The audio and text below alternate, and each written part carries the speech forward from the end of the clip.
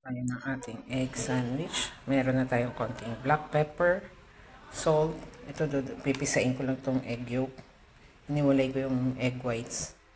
May mayonnaise tayo, may mustard and honey. Yan.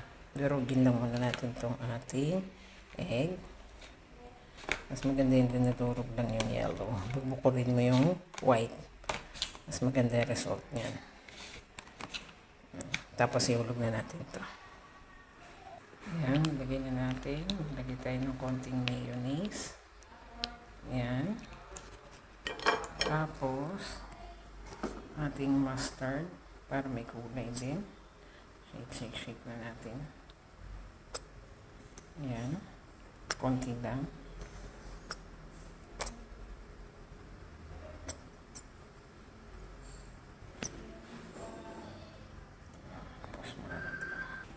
Ayan, lagyan na rin tayo ng honey.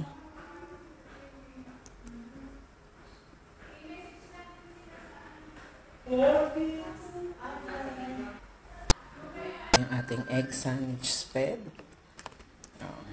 Ito na yung aking buns. Lagyan na natin.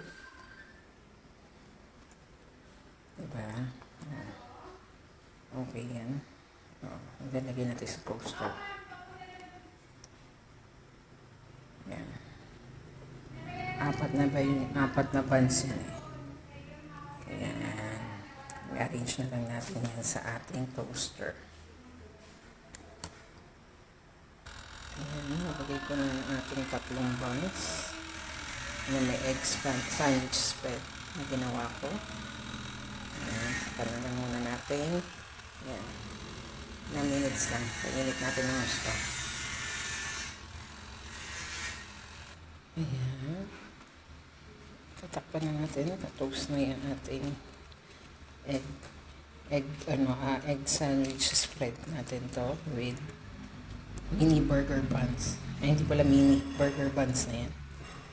Ayan.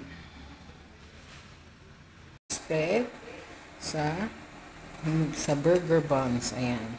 Ito yung hindi masyadong tostado. Ito yung mga tostado. Ayan.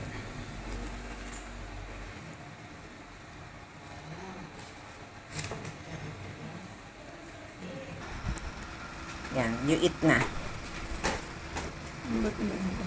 Nahulog lang yung palaman. Hindi. Dahan-dahan. Baka mahulog sa sa table. Masarap yan. Kala mo, ayaw mo ng egg sandwich, ha? Na spread. Yan, masarap yan.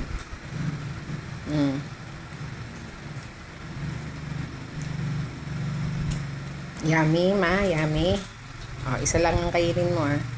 Isa daw kay Ata Ana.